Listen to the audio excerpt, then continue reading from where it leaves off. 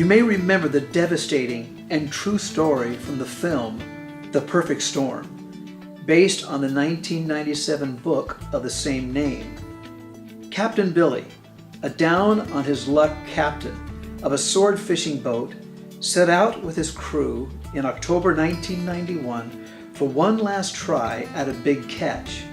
However, when unique confluence of weather conditions combined in the North Atlantic to form what meteorologists later called the perfect storm, sadly, the captain and the rest of the crew of the Andrea Gale perished into the depths of the icy, cold sea. The storm, which was absolutely devastating, was called the perfect storm. Meteorologists say a perfect storm is a confluence of events that drastically aggravates a situation. Have you been or are you in a perfect storm? According to locals, weather over the Sea of Galilee and Israel can be equally unpredictable.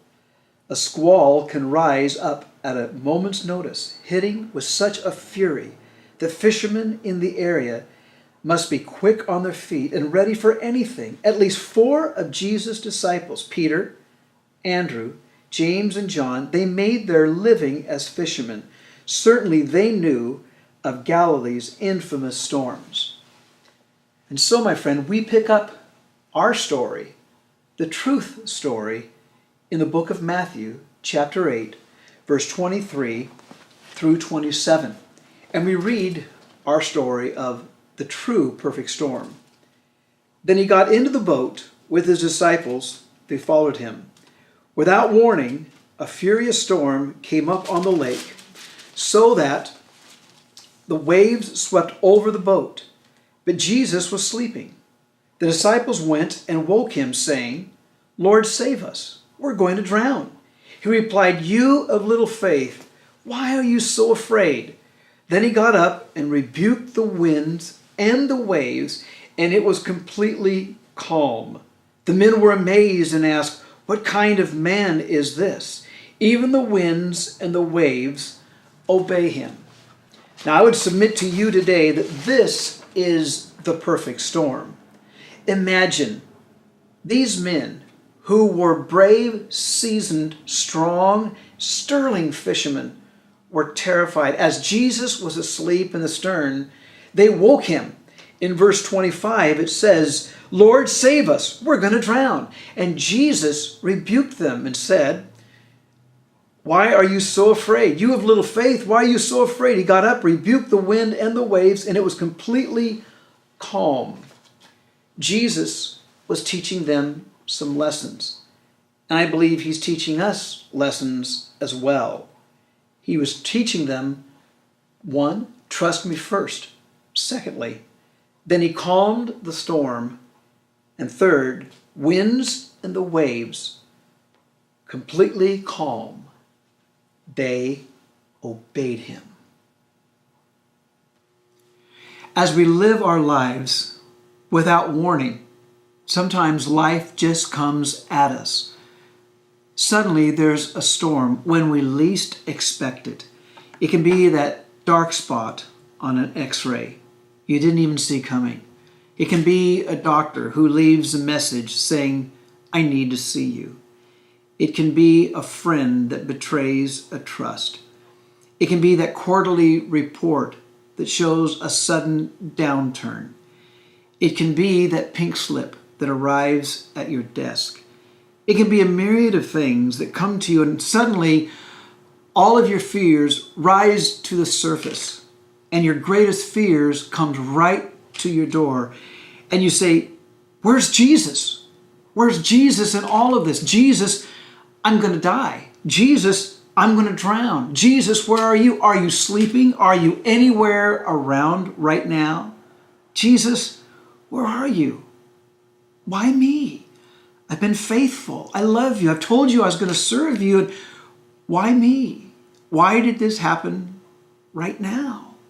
And Jesus is saying, do not be afraid. Trust me. And right there and then, it is the perfect storm. Why is it the perfect storm? Because the Lord is allowing, not sending, because only good things come from the Lord. Every good and perfect gift is from above. So he is allowing the storm to teach you and me to trust him first.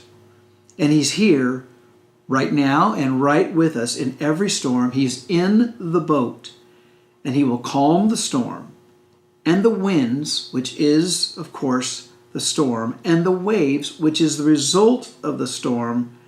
They obey him. It's the perfect storm because he is perfect, and he's here with you. So you face the perfect storm learning to trust. And he is with you right now.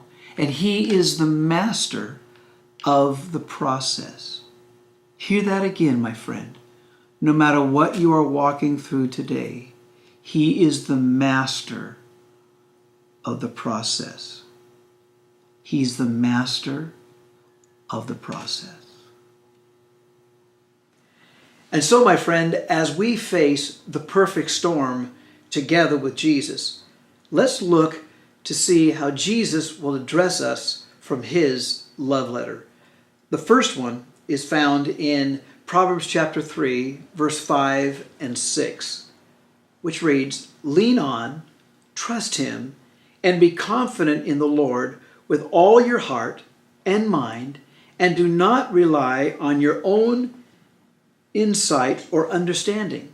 In all your ways, know, recognize, and acknowledge him, and he will direct and make straight and plain your paths." That's encouraging. And Psalm 37 verse 5 in the New King James Version says it this way: "Commit your way to the Lord. Trust also in him, and he shall bring it to pass."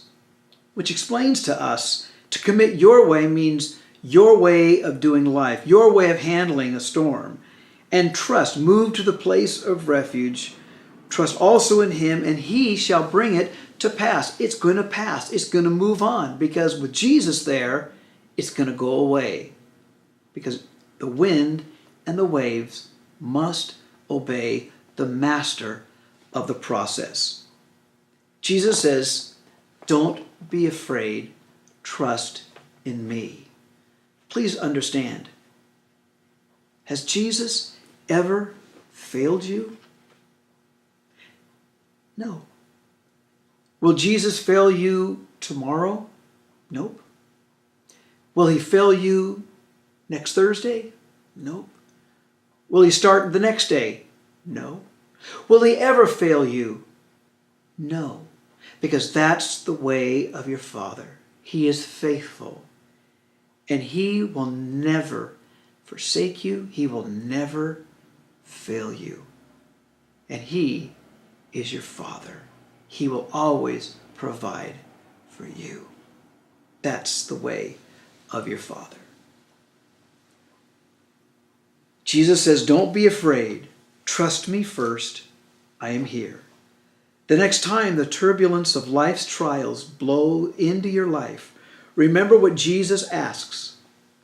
Trust him first, no matter how overwhelming the storm appears. Face the perfect storm together. The wind and the waves must obey him. And here is the great good news. We will not drown and die. As a matter of fact, we will live forever in love. He loves us with an outrageous love. That's the love of the Father. That's the promise of the Father. So, my friend, live and enjoy the provision of God, your Father.